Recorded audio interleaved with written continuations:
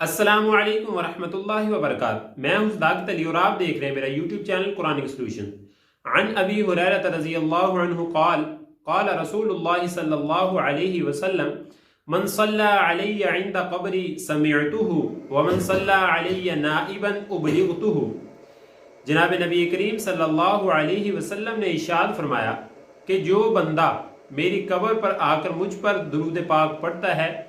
تو میں اس کو سنتا ہوں، اور جو کوئی بندہ دور سے پڑھتا ہے وہ فرشتوں کے ذریعے مجھ تک پہنچا دیا جاتا ہے۔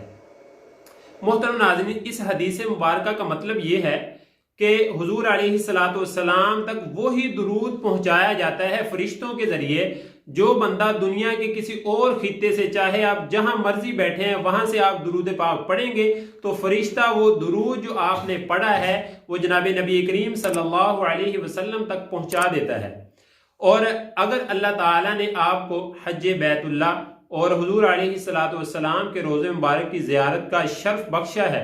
اور آپ وہاں پر جاتے ہیں اور روضہ مبارک پر جا کر درود شریف پڑھتے ہیں تو حضور علیہ السلام اس کو خود سنتے ہیں، اور جو دیوانہ حضور علیہ السلام پر درود پاک پڑھتا ہے ساری زندگی میں اگر اس کو ایک مرتبہ بھی حضور علیہ السلام کی طرف سے جواب مل گیا اور اس کو یہ پتہ چل گیا کہ مجھے حضور علیہ السلام کی طرف سے جواب مل گیا ہے، تو میں کہتا ہوں کہ اس کی ساری زندگی اور اس کے دل میں جو محبت ہے اس کا مول پڑ گیا ہے۔ اس نے جو حضور علیہ السلام پر درود پاک پڑھا ہے اس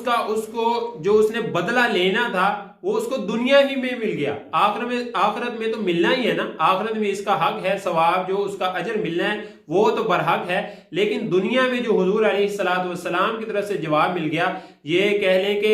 ایک ایڈوانس ایک پیکج ہے اس کے لیے۔